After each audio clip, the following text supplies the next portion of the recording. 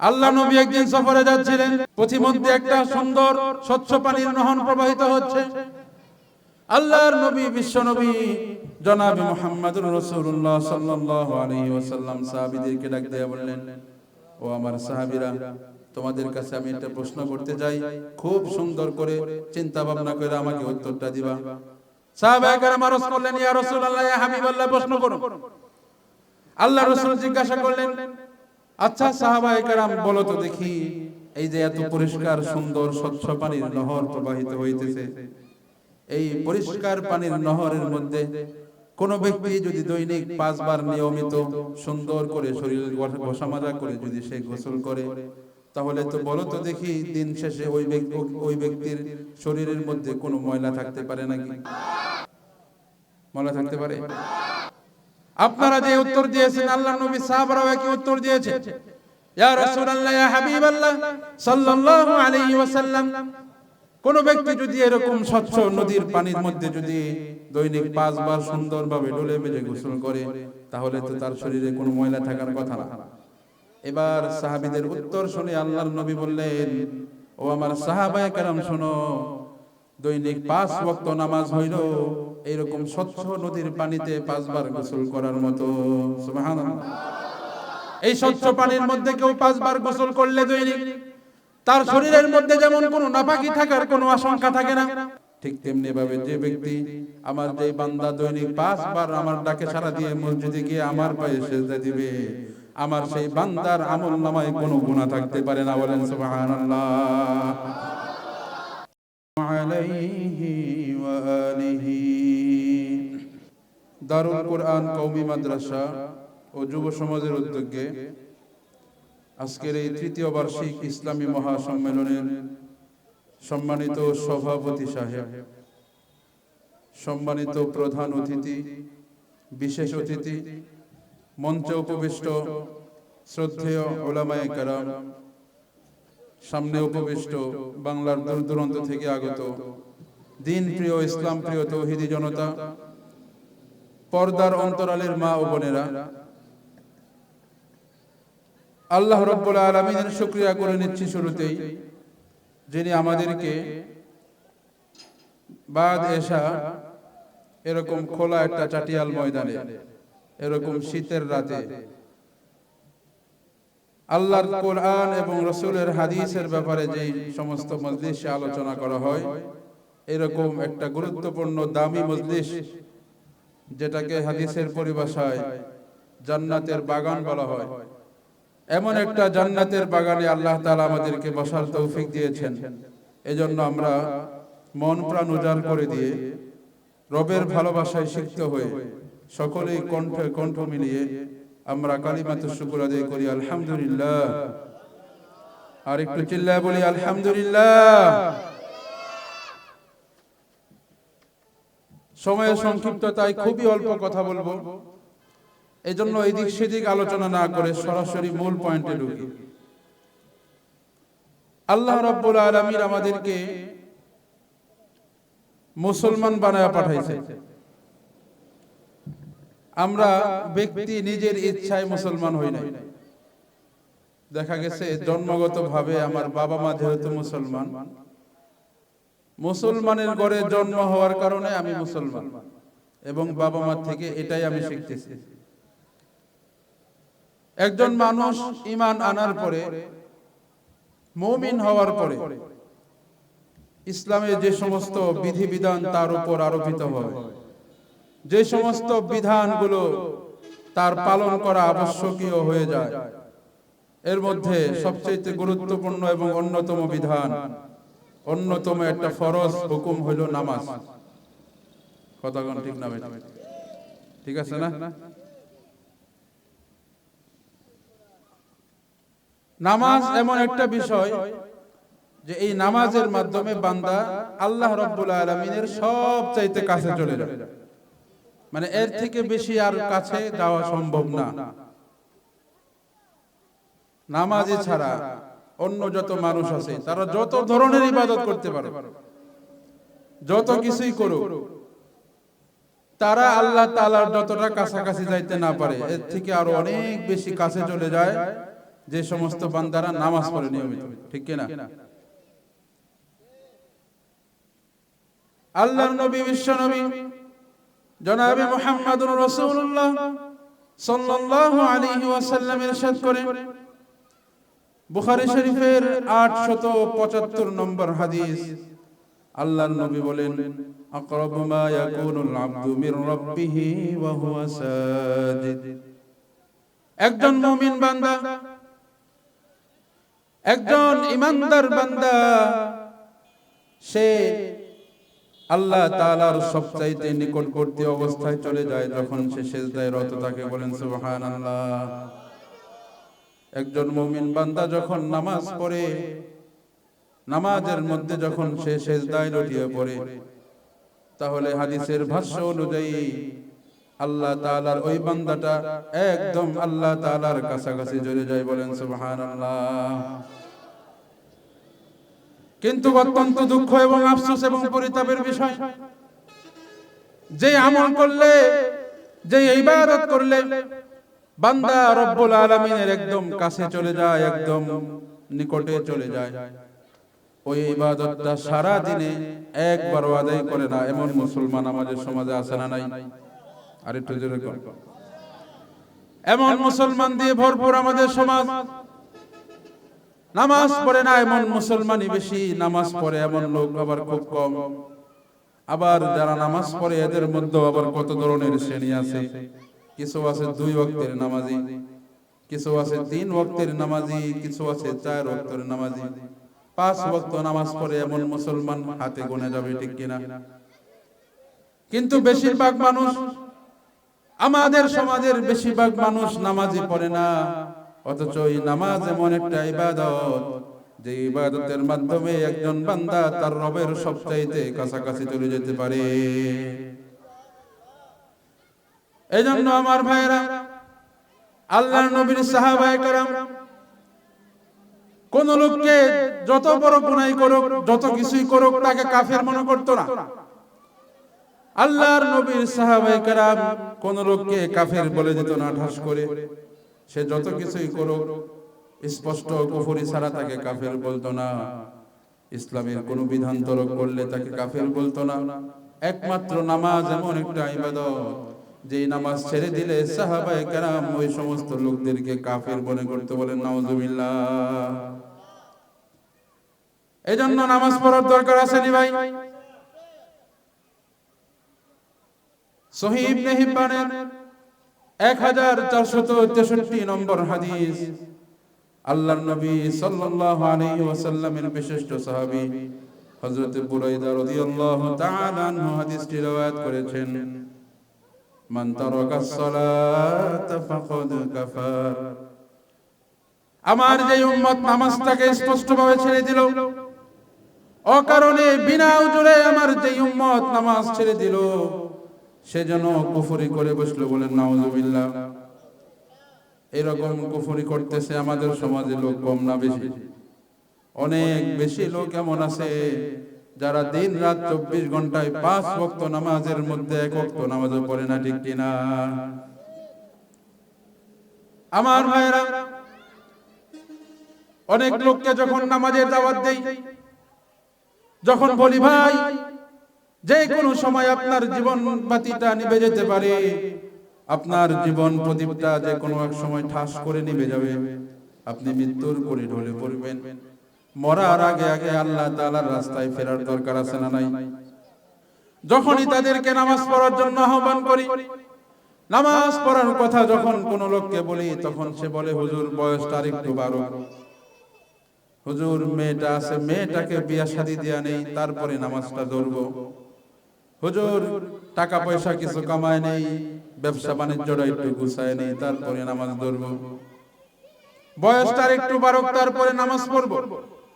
আমার ভাইয়েরা বলেন তো দেখি, যে ব্যক্তি বলে বয়সটা একটু বাড়লে নামাজ পড়বো, সে কি এই গ্যারান্টি দিতে পারবে নাকি যে আল্লাহ তাআলা তাকে আরো 20 বছর বাঁচায় রাখবে? দিতে পারবে? পারবে না। 20 বছর কেন, আজকে রাতে সে দুনিয়াতে আছে, কিন্তু কালকে রাত আসার আগে আগে সে কবরের বাসিন্দা হয়ে যেতে পারে, এমন সম্ভাবনা আছে না নাই? এই যে বছর এখানে মাহফিল হচ্ছে, এটা তৃতীয় বার্ষিক মাহফিল। গত বছর এই মাহফিলে ওয়াজ শুনেছে এমন অনেক লোক ছিল যারা আজকে কবর দেশের বাসিন্দা হয়ে গেছে, আছে না নাই? আবার আজকে আপনারা যারা আমার ওয়াজ শুনতেছেন, আজকে যারা এই মাহফিলে বসে বসে বয়ান শুনতেছেন, এমনও হতে পারে আগামী বছর চতুর্থ বার্ষিক মাহফিল যদি হয়, তাহলে তখন আপনি কবরের বাসিন্দা হয়ে যাবেন। কি কোন হতে পারে না? তাহলে ভাই মৃত্যুর তো কোনো গ্যারান্টি নাই। আপনি যে বলেন কালকে নামাজ পড়বো, কালকে নামাজ পড়বো, কাল কাল করে যে আপনি বছরের পর বছর কাটায় দিতেছেন, আপনি তো খেয়াল করতেছেন না, ঠিক না বেটি? এই জন্য নামাজ পড়ার দরকার আছে নি? নামাজ কতটা গুরুত্বপূর্ণ, এত গুরুত্বপূর্ণ যে এই নামাজ ছেড়ে দেওয়ার কারণে আল্লাহর নবী মানুষকে কাফির পর্যন্ত বলেছে। একদম পাক্কা সাচ্চা মুনাফিক ছাড়া কোন সঠিক আল্লাহর ওলি, কোন সঠিক মুসলমান নামাজ ছাড়তে পারে না, ঠিক না বেটি? আল্লাহর নবীর যুগে যে সমস্ত মানুষ নামাজ ছেড়ে দিত, সাহাবায়ে কেরাম এবং নবী, সকলেই তাকে মুনাফিক বলে আখ্যায়িত করত, যে সে তো মুনাফিক, সে 3 ওয়াক্ত আসবে, 1 ওয়াক্ত আসবে না, এই জন্য সে মুনাফিক, স্পষ্ট মুনাফিক তাকে বলতো। তাহলে আমরা কি ভাই? আমরা যে নিজেকে এত ইমানদার দাবি করি, আমরাও তো তাহলে সেই হিসাবে মুনাফিক, ঠিক না ভাই? ঠিক। আমার ভাইয়েরা, নামাজ এত গুরুত্বপূর্ণ ইবাদত। একজন মানুষ যখন মৃত্যুবরণ করবে, সাথে সাথে মৃত্যুর দিন তাকে যখন কবরে শায়িত করা হবে, সেই কবরের মধ্যে প্রত্যেকটা মানুষকে কয়টা প্রশ্ন করা হবে? সবাই বলেন কয়টা? 3টা প্রশ্ন না? এটাই তো প্রসিদ্ধ, সবাই জানেন। কিন্তু 3টা প্রশ্ন করার আগে সাইকোলজিক্যালি ভাবে রব্বুল আলামিন প্রত্যেকটা বান্দাকে আরেকটা টেস্ট করবেন। বলেন সুবহানাল্লাহ। ইবনে মাজাহ শরীফ হাদিস নাম্বার 4272 নম্বর হাদিস। আল্লাহর নবী, বিশ্ব নবী জনাবে মুহাম্মদুর রাসূলুল্লাহ সাল্লাল্লাহু আলাইহি ওয়াসাল্লাম ইরশাদ করেছেন, ইযা উদখিলাল মাইয়িতু ফি কবরিহি মুসিলাতুশ শামসু ইনদা গুরুবিহা। প্রত্যেকটা মুমিন মুসলমান হোক, প্রত্যেকটা মানুষ, চাই সে মুমিন মুসলমান হোক অথবা কাফের হোক, তাকে যখন তার কবরের মধ্যে রাখা হবে, মুসিলাতুশ শামসু ইনদা গুরুবিহা, তখন তার সামনে এমন একটা আকৃতি তৈরি করা হবে যে সে যে মরে গিয়েছে এই কথা সে ভুলে যাবে। মুনকার নাকির যখন 2টা 3টা প্রশ্ন করবার জন্য তাকে কবর থেকে উঠাবে, প্রত্যেকটা মানুষ ঘুমিয়ে থাকবে না কবরের মধ্যে, প্রশ্ন করার জন্য যখন তাকে ওঠানো হবে, তখন তাকে ভুলিয়ে দেওয়া হবে কুদরতি ভাবে সে যে মারা গিয়েছে, এবং তার সামনে এমন একটা আকৃতি তৈরি করা হবে, মুসিলাতুশ শামসু ইনদা গুরুবিহা। দিনের শেষে বিকাল বেলা যখন সূর্য হলুদ বর্ণ হয়ে যায়, সূর্যটা যখন ডুবে যাওয়ার উপক্রম হয়, এমন একটা মুহূর্ত হয় না? দৈনিকই তো এই মুহূর্তটা আসে। এমন একটা মুহূর্ত দেখবে, সওয়ালকারীরা যখন কবরবাসীকে এসে ডাক দিবে, তখন কবরবাসী দেখবে যে সূর্যটা ডুবে যাচ্ছে, আমি এখনো আসরের নামাজটা পড়ি নাই। বলেন তো দেখি, দুনিয়াতে যে 5 ওয়াক্ত নামাজের ইহতিমাম করত, গুরুত্ব সহকারে নামাজ পড়তো, সে যখন দেখবে আমি তো ঘুমায়াছিলাম, ঘুমের মধ্যে আসরের নামাজটা পড়তে পারি নাই, কাজা হয়ে যাইতেছে, একটু পরে সূর্য ডুবে যাবে, সূর্য ডোবার আগে আগে যদি নামাজটা না পড়ি তাহলে নামাজটা কাজা হয়ে যাবে। বলেন তো, কোন পাক্কা সাচ্চা মুসল্লি যদি এমন অবস্থা দেখে, তাহলে সে কি করবে? উঠে দৌড় দিবে না? দৌড় দিয়ে তাড়াতাড়ি ওযু করতে যাবে, ওযু করে এসে সাথে সাথে এসে সূর্য ডোবার আগে আগে তার আসরের নামাজটা পড়ার চেষ্টা করবে, ঠিক না ভাই? ঠিক। দুনিয়াতে থাকতে যারা নামাজ পড়তো, তাদের সামনে যখন এরকম একটা অবস্থা ক্রিয়েট করা হবে, তখন তারা নামাজ পড়ার জন্য উঠে দৌড় দিতে চাইবে। সাথে সাথে আল্লাহ রাব্বুল আলামিনের ফেরেশতা তাকে ডাক দিয়ে বলবে, ও আল্লাহর গোলাম, নামাজ পড়ার দরকার নাই, কারণ এটা দুনিয়ার কোনো জীবন না, তোমাকে ভুলিয়ে দেওয়া হয়েছিল, তুমি যে মৃত্যুবরণ করেছো, এটা তো বারজাখের দুনিয়া, এখানে নামাজ পড়তে হয় না। কিন্তু আল্লাহর গোলাম, শুনে রাখো, রব্বুল আলামিন প্রত্যেকটা কবরবাসীকে সর্বপ্রথম যে সাইকোলজিক্যালি টেস্ট করে, মনস্তাত্ত্বিক যেই প্রশ্ন করে, সেই প্রশ্নের মধ্যে তুমি পাস করে গিয়েছো। বলেন সুবহানাল্লাহ। ঠিক একই রকম কায়দায় একই রকম পরিস্থিতি তৈরি করা হবে বেনামাজির সামনে। বেনামাজিকে যখন ফেরেশতারা প্রশ্ন করার জন্য ডাক দিবে, সে উঠে দেখবে সূর্য একদম পশ্চিম আকাশে ঢলে পড়েছে, কিছুক্ষণের মধ্যে ডুবে যাবে। আমার ভাইয়েরা খুব চিন্তা করে বলেন তো, যে ব্যক্তি দুনিয়াতে নামাজ পড়তো না, নামাজের সময় হেলায় খেলায় কাটাইয়া দিত, বন্ধু বান্ধবের সাথে আড্ডাবাজি করে কাটাইয়া দিত, সে যখন কবরের মধ্যে দেখবে যে সূর্যটা ডুবে যাবে, তার তো নামাজের অভ্যাস নাই। তার যেহেতু নামাজের অভ্যাস নাই, সে কি সূর্য ডুবে দেখে নামাজ পড়ার জন্য দৌড় দিবে নাকি? দৌড় দিবে? দৌড় দিবে না। কারণ সে দুনিয়ায় থাকতে কত কত হাজার হাজার নামাজ ছেড়ে দিয়েছে, কত শত ওয়াক্ত তার সামনে দিয়ে চলে গিয়েছে, ইচ্ছা করে সে নামাজগুলো অলসতার কারণে পড়ে নাই। আছে না নাই? তখন ওই লোকটা যখন এই অবস্থা দেখে চুপ করে বসে থাকবে, নামাজের জন্য যখন তার মধ্যে কোনো পেরেশানি থাকবে না, তখন আল্লাহ রাব্বুল আলামিনের ফেরেশতারা ওই লোকটাকে ডাক দিয়া বলবে, ও আল্লাহর গোলাম, তুমি আল্লাহ রাব্বুল আলামিনের সাইকোলজি টেস্টের মধ্যে তুমি ফেল করে ফেলেছো। বলেন নাউযুবিল্লাহ। আল্লাহ তাআলার এই পরীক্ষার মধ্যে যারা পাশ করে, যে সমস্ত ব্যক্তি প্রমাণ দিতে পারে আমি নামাজি ছিলাম, রব্বুল আলামিন ফেরেশতাদেরকে ডাক দিয়ে বলে, ও আমার ফেরেশতারা, তোমরা যে সামনে তাকে তিনটা প্রশ্ন করবা, এই প্রশ্নগুলো খুব সহজভাবে করবা, আমার বান্দা যেন সুন্দরভাবে উত্তর দিতে পারে। বলেন সুবহানাল্লাহ। কিন্তু যে সমস্ত লোকেরা বেনামাজির পরিচয় দেবে, ওই সমস্ত লোকরা যখন ফেল করে ফেলবে, আর সে আযীমের মালিক রব্বুল আলামিন ফেরেশতাদেরকে ডাক দিয়া বলবে, ও আমার ফেরেশতারা, তোমরা তো বুঝতেই পারলা এই লোকটা বেনামাজি ছিল, এই লোকটা আমার দুশমন ছিল, এই লোকটা শয়তানের বন্ধু ছিল, দুনিয়ায় থাকতে শয়তানের তাবিদারি করে নামাজ ছেড়ে দিয়েছে, আমি আল্লাহ তাআলার ইবাদত করে নাই।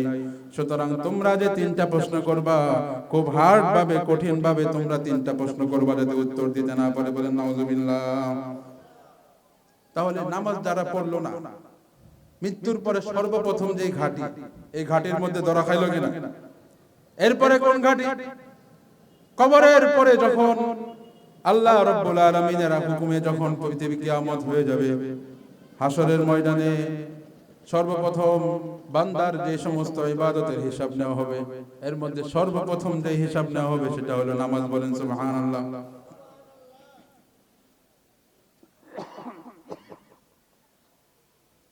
তিরমিজি শরীফের হাদিস, তিরমিজি শরীফের 413 নম্বর হাদিস, আল্লাহর নবী, বিশ্ব নবী জনাবে মুহাম্মদুর রাসূলুল্লাহ সাল্লাল্লাহু আলাইহি ওয়াসাল্লাম ইরশাদ করেছেন, ইন্না আউওয়ালা মা ইউহাসাবু বিহিল আবদু ইয়াউমাল কিয়ামাতি আস-সালাত, নিশ্চয়ই কিয়ামতের দিন বান্দার যতগুলো আমলের হিসাব নেওয়া হবে, তার মধ্যে সর্বপ্রথম বান্দার নামাজের হিসাব নেওয়া হবে। বলেন সুবহানাল্লাহ। এটা যারা নামাজি তাদের জন্য সুবহানাল্লাহ, আর যারা বেনামাজি তারা এই হাদিস পড়লে কবো নাউযুবিল্লাহ। কথা কই না? ঠিক আছে না? যারা নামাজ পড়ে তারা বলবে না আলহামদুলিল্লাহ, খুব ভালো, সুবহানাল্লাহ। নামাজ যেহেতু আমি পড়ি, সর্বপ্রথম এটার হিসাব নেবে, তাহলে তো আমার কোনো টেনশনের কোনো কারণ নেই। আর বেনামাজি যারা আছে তারা তিরমিজি শরীফের এই হাদিস শুনে বলবে, আইরে নাউযুবিল্লাহ। ঠিক না বেঠিক? এইজন্য আপনি ডিসাইড করেন যে আপনি সুবহানাল্লাহর দলে নাকি নাউযুবিল্লাহর দলে। যদি নাউযুবিল্লাহর দলে থাকেন, এখনো সাবধান হয়ে যান। আপনার জীবনে মৃত্যু আসার আগে সাবধান হয়ে যান। সারা জীবনে যা কিছু করছেন রব্বুল আলামিনের কাছে যদি খাস দিলে তওবা করেন, আল্লাহ মাফ করবেন নাকি? মাফ করবেন কিনা কোনো সন্দেহ আছে? আল্লাহ রব্বুল আলামিন মাফ করে দিবেন। আমার ভাইরা, এই তো গেল কিয়ামতের কথা। কিয়ামতের ময়দানে যখন হিসাব চলতে থাকবে, কিয়ামতের ময়দানে এক পর্যায়ে আল্লাহ রাব্বুল আলামিন তার কুদরতি সাখ প্রকাশ করে দিবেন বান্দাদের সামনে। সুবহানাল্লাহ। আল্লাহ রাব্বুল আলামিন পবিত্র কোরআনে সূরাতুল কলামের 42 নম্বর আয়াতে ইরশাদ করেন, ইয়াউমা ইউকশাফু আন সাকিন ওয়া ইউদআউনা ইলাস সুজুদি ফালা ইস্তাতিউন খাশিআতান আবসারুহুম তারহাকুহুম যিল্লাহ। কিয়ামতের ময়দানে রব্বুল আলামিন তার কুদরতি পায়ের থেকে পর্দা উন্মোচন করে দিবেন। সুবহানাল্লাহ। আল্লাহ রাব্বুল আলামিনের পর্দা উন্মোচন করে দেওয়ার পরে আল্লাহ রাব্বুল আলামিনের কুদরতি সাখ যখন বান্দারা দেখতে পারবে, তখন যে সমস্ত বান্দারা দুনিয়ার মধ্যে নামাজ আদায় করত, আল্লাহ রাব্বুল আলামিনের ইবাদত করত, সেই সমস্ত বান্দারা আল্লাহ তাআলার শুকরিয়া স্বরূপ সিজদায় লুটিয়ে পড়বে। বলেন সুবহানাল্লাহ। সবাই সিজদায় লুটিয়ে পড়বে। কিন্তু যে সমস্ত লোকেরা দুনিয়ার মধ্যে নামাজ পড়তো না, আজান হয়ে গেলে যারা মসজিদের মধ্যে যাইতো না, আজান হয়ে গেলেও যারা চার দোকানে বসে বন্ধুর সাথে আড্ডাবাজি করতো, টিভির দোকানে বসে টিভি দেখতো, আজান হয়ে গেলেও যারা ঘুম থেকে উঠতো না, শীতের দিন লেপের মধ্যে কাঁথা মুড়ি দিয়ে যারা শুয়ে থাকতো, সেই সমস্ত লোকেরা সিজদা দিতে চাইবে, কিন্তু আফসোসের বিষয় হলো তারা সিজদা দিতে পারবে না। নাউজুবিল্লাহ। নাই? আল্লাহর হাবিবের হাদিস দ্বারা প্রমাণিত, বেনামাজিরা যখন আল্লাহ রাব্বুল আলামিনের সাক যখন তারা দেখবে, তখন তারাও নামাজীদের মতো সিজদায় লুটিয়ে পড়তে চাইবে। কিন্তু রব্বুল আলামিনের কুদরতি ভাবে ওই সমস্ত বেনামাজিদের হাঁটুর হাড্ডি এবং কোমরের হাড্ডিগুলো একদম স্ট্রেট সোজা করে দেওয়া হবে। সিজদা করতে হলে কোমর এবং হাঁটুর হাড্ডি বাঁকানোর দরকার আছে না নাই? কোমর আর হাঁটুর হাড্ডি বাঁকানো ছাড়া কেউ সিজদা দিতে পারবে? পারবে না। বেনামাজিরা যখন সিজদা দিতে যাইবে, তখন দেখবে হায়রে কোমর তো বাঁকানো যায় না, হায়রে হাঁটু তো দেখা যায় ভাঙে না, হাঁটু ভাঙতে চাচ্ছি, সিজদায় লুটিয়ে পড়ার জন্য হাঁটু ভাঙতে চাচ্ছি, কিন্তু হাঁটু তো ভাঙে না। নাউজুবিল্লাহ। কোন না?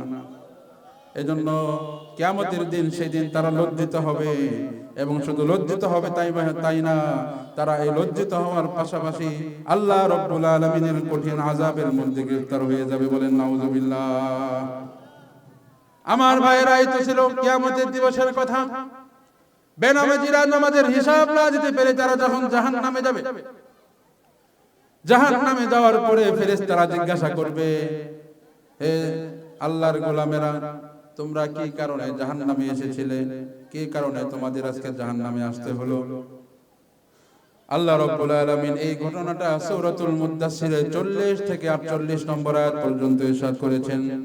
ইয়াতাসাআলুনা আনিল মুজরিমিনা মা সালাকাকুম ফি সাকর ক্বালু লাম নাকু মিনাল মুসাল্লিন। আল্লাহু আকবার বলেন।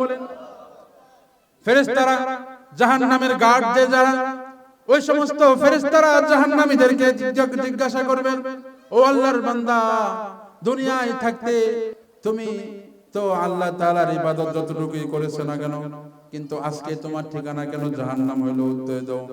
তখন জাহান্নামীরা সর্বপ্রথম যে উত্তর দিবে, ক্বালু লাম নাকু মিনাল মুসাল্লিন। তারা বলবে, হায় আফসোস, আমরা দুনিয়াতে যা কিছু আমল করতাম আর না করতাম, কিন্তু আমরা নামাজি ছিলাম না, মুসল্লি ছিলাম না। নাউজুবিল্লাহ। কোন?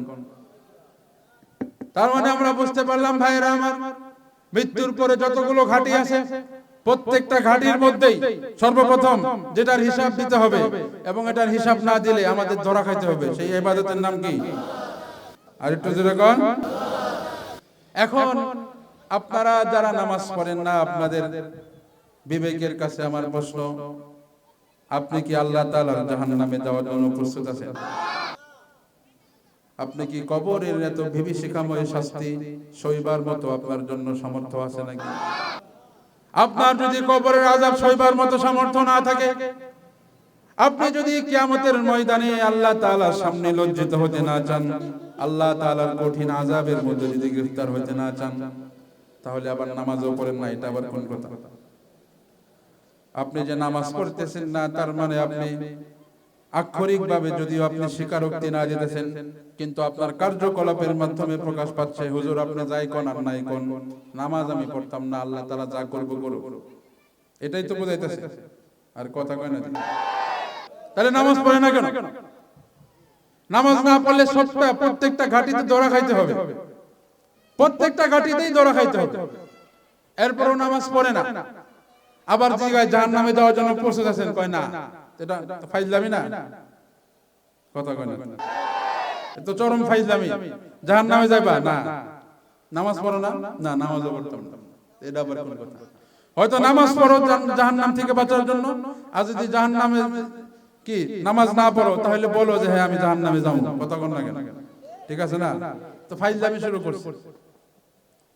আমার ভাইরা, আল্লাহর নবী বিশ্বনবী জনাবে মুহাম্মদুর রাসূলুল্লাহ সাল্লাল্লাহু আলাইহি ওয়াসাল্লাম হাদিস শরীফে ইরশাদ করেছেন, যে ব্যক্তি দৈনিক 5 ওয়াক্ত নামাজ পড়বে সেই ব্যক্তির দৃষ্টান্ত হলো ওই ব্যক্তির মতো যে ব্যক্তি দৈনিক 5 বার গোসল করে। সুবহানাল্লাহ। আল্লাহ নবী একদিন সফরে যাচ্ছিলেন, পথিমধ্যে একটা সুন্দর স্বচ্ছ পানির নহর প্রবাহিত হচ্ছে। আল্লাহর নবী বিশ্বনবী জনাবে মুহাম্মদুর রাসূলুল্লাহ সাল্লাল্লাহু আলাইহি ওয়াসাল্লাম সাহাবীদেরকে ডাক দিয়ে বললেন, ও আমার সাহাবীরা, তোমাদের কাছে আমি একটা প্রশ্ন করতে চাই, খুব সুন্দর করে চিন্তা ভাবনা করে আমাকে উত্তরটা দিবা। সাহাবায়ে কেরাম আরজ করলেন, ইয়া রাসূলুল্লাহ, ইয়া হাবিবাল্লাহ, প্রশ্ন করুন।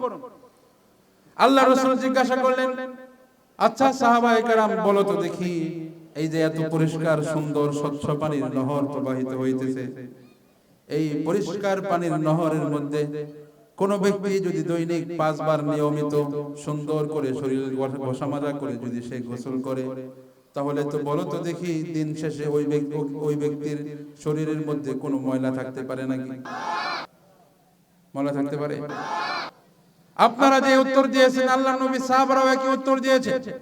ইয়া রাসূলুল্লাহ, ইয়া হাবিবাল্লাহ সাল্লাল্লাহু আলাইহি ওয়াসাল্লাম, কোন ব্যক্তি যদি এরকম স্বচ্ছ নদীর পানির মধ্যে যদি দৈনিক 5 বার সুন্দরভাবে ডলে মেজে গোসল করে, তাহলে তো তার শরীরে কোনো ময়লা থাকার কথা না। এবার সাহাবীদের উত্তর শুনে আল্লাহর নবী বললেন, ও আমার সাহাবায়ে কেরাম শোনো, দৈনিক 5 ওয়াক্ত নামাজ হইল এরকম স্বচ্ছ নদীর পানিতে 5 বার গোসল করার মতো। সুবহানাল্লাহ। এই স্বচ্ছ পানির মধ্যে কেউ 5 বার গোসল করলে দৈনিক তার শরীরের মধ্যে যেমন কোনো নাপাকি থাকার কোনো আশঙ্কা থাকে না, ঠিক তেমনি ভাবে যে ব্যক্তি, আমার যে বান্দা দৈনিক 5 বার আমার ডাকে সাড়া দিয়ে মসজিদে গিয়ে আমার পায়ে সিজদা দিবে, আমার সেই বান্দার আমলনামায় কোনো গুনাহ থাকতে পারে না। বলেন সুবহানাল্লাহ। আর কি শুনতে চান আপনারা? এর চেয়ে বড় সুসংবাদ আছে? কোনো গুনাহ থাকবে না 5 ওয়াক্ত নামাজ পড়লে।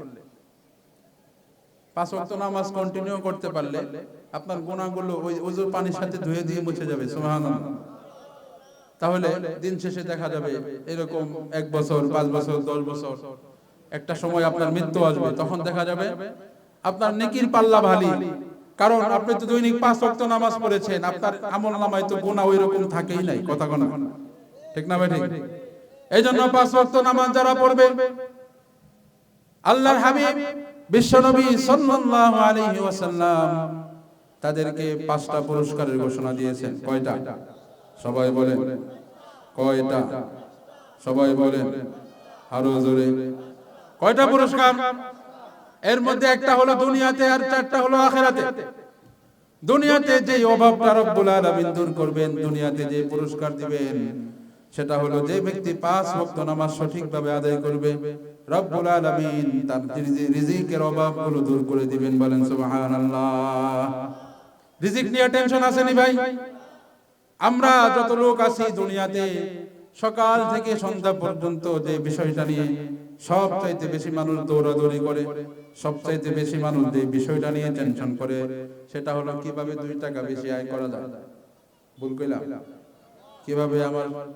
কিভাবে আমার ঘরের মধ্যে চাউল 2 কেজি বেশি ঢুকবে, কিভাবে আমার সন্তানের প্রাইভেটের টাকা জোগাড় করব, এই নিয়ে টেনশন আছে না নাই? আপনি যদি রব্বুল আলামিনের উপর ভরসা করে 5টা ওয়াক্ত নামাজ যদি নিয়মিত আদায় করতে পারেন, আল্লাহর হাবিব বিশ্বনবী ঘোষণা দিলেন, মানুষের সবচাইতে বড় যে টেনশনের বিষয়, সেই টেনশন, রিজিকের টেনশনটা রব্বুল আলামিন দূর করে দিবেন। সুবহানাল্লাহ। আমার সময় কম, আমার আবার চলে যেতে হবে, আরেকটা মাহফিল আছে সেখানে। যে কথা বলতেছিলাম ভাইরা, আখিরাতে যে 4টা পুরস্কার দিবে, এর মধ্যে আরেকটা পুরস্কার হলো বিনা হিসেবে তাকে জান্নাত দিবেন। সুবহানাল্লাহ। বাড়িতে রাখেছেন না? সুবহানাল্লাহ। বিনা হিসেবে জান্নাত, বিজলির আকারে ফুলসিরাত পার হয়ে যাবে। আর কি চান? আর কিছু লাগবে? দুনিয়ার টেনশন যেটা, রিজিকের টেনশন, সেটাও দূর হয়ে গেল। আখিরাতে যাওয়ার পরে কবরের মধ্যে হিসাব, হাসরের ময়দানে হিসাব, ফুলসিরাত পার হওয়ার বিষয়টা এবং জান্নাতে যাওয়া, সব টেনশন দূর হয়ে যাবে একটা ইবাদতের মাধ্যমে। চিল্লায়া বলেন তো ইবাদতের নামটা কি? এই জন্য নামাজটা পড়তে রাজি আছেন তো ইনশাআল্লাহ? কে কে রাজি আছেন একটু আল্লাহকে দুই হাত তুলে দেখাই। আল্লাহ রাব্বুল আলামিন, আল্লাহ আপনার বান্দারা আজকে আমাকে সাক্ষী রেখে আপনার কাছে ওয়াদা করতেছে রব্বুল আলামিন, আল্লাহ শয়তানের ধোঁকায় পড়ে তারা বিভিন্ন সময় নামাজগুলো ছেড়ে দেয়। আল্লাহ আজকের এই মাহফিলগুলো তাদের জন্য হেদায়েতের জরিয়া হিসেবে কবুল করুন রব্বুল আলামিন। কালকে ফজরের নামাজ থেকে মৃত্যু পর্যন্ত তারা যেন দৈনিক 5 ওয়াক্ত নামাজ সঠিকভাবে আদায় করতে পারে তৌফিক দান করুন। সকলে বলেন আমিন। আর একটু চিল্লায় বলেন আমিন। ওয়া আখিরু দাওয়ানা আলহামদুলিল্লাহি রাব্বিল আলামিন।